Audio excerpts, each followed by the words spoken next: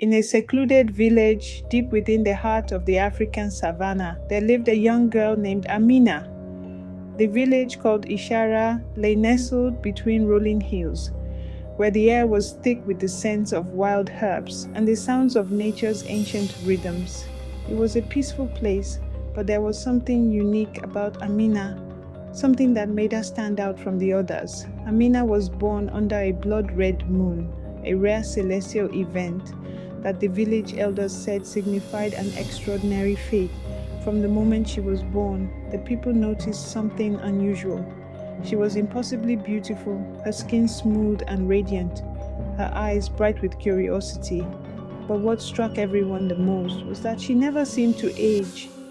While other children grew taller, their faces changing with time, Amina remained the same, forever young, forever beautiful.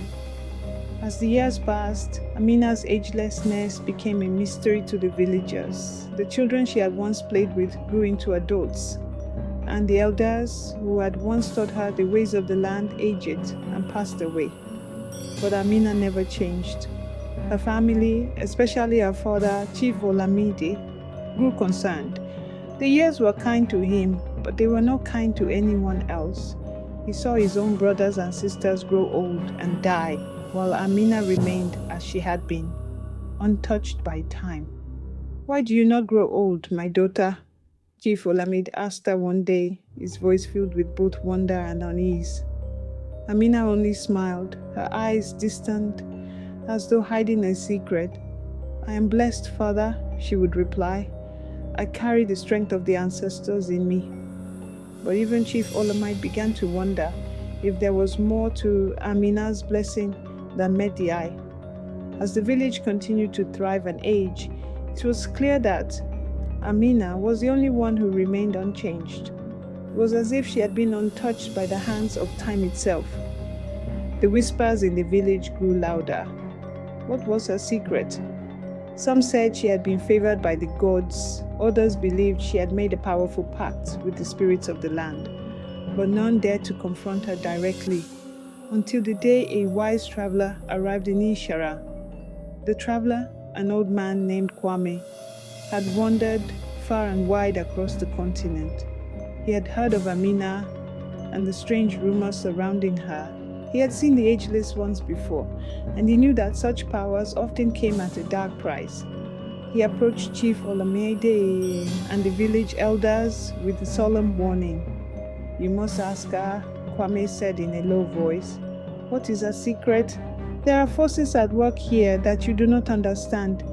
You may have been blessed, but there is always a cost." The elders, filled with both fear and curiosity, gathered the villagers around. They demanded that Amina reveal the truth about her eternal youth. Amina stood before them, her expression unreadable. After a long silence, she spoke softly. "I made a bargain long ago, when I was but a child. The spirit of the River Nwamba came to me one fateful night. He promised me eternal life in exchange for something precious, something no one could take from me unless I gave it willingly." The villagers gasped. The River Nwamba was known for its ancient power. It was said to be inhabited by spirits, both good and evil, and its waters were feared and revered in equal measure. "I gave the spirit my soul," Amina continued. "I offered it freely in exchange for my youth and immortality. As long as the spirit feeds on my soul, I will never age. I will never die."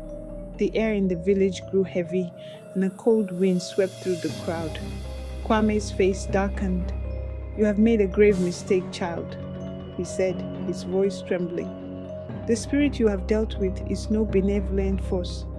It feeds on your soul, and as long as it does, you will never be free."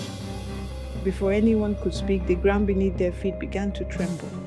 The air thickened, and from the direction of the river came a shadow, a shape that was more like darkness than anything solid. It slithered toward the village like a serpent, its form twisting and writhing with malice. The villagers screamed as the shape grew larger, taking the form of a great, monstrous spirit, the very spirit of the River Nwamba that Amina had made a pact with. "You have kept your bargain, child," the spirit's voice echoed. It sounded like the rumble of thunder. "But now the time has come for you to pay the price. Your soul belongs to me, and I will claim it, as agreed." Amina's eyes widened in terror as the spirit reached out with tendrils of darkness, enveloping her in an otherworldly grip. She screamed, but it was too late. The spirit's power was too great. The villagers watched in horror as Amina, the ageless girl, was consumed by the very force she had bargained with all those years ago. Her beauty and youth faded into nothingness, and with her disappearance, the curse of her immortality was broken. The earth settled back into silence. The spirit of the river, now satisfied, slithered back toward the waters, leaving the villagers in a stunned silence. Amina was gone, but her story would never be forgotten. The elders gathered in sorrow, their faces filled with both fear and understanding. They had learned a harsh lesson that day. Immortality, no matter how desirable, always comes at a cost. And sometimes that cost is the very soul of the one who seeks it.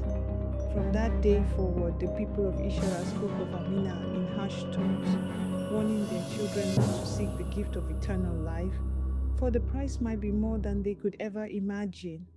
The legend of the ageless girl and the dark spirit of the River Nwamba was passed down through generations, a chilling reminder that some bargains are too dangerous to make. And sometimes, when the moon is full and the wind whispers through the trees, the villagers still hear Amina's voice, faint and sorrowful, carried by the river's current, a warning to those who dare to seek immortality. I hope you liked this video. If you did, please like, comment, and subscribe for more videos. See you in the next one.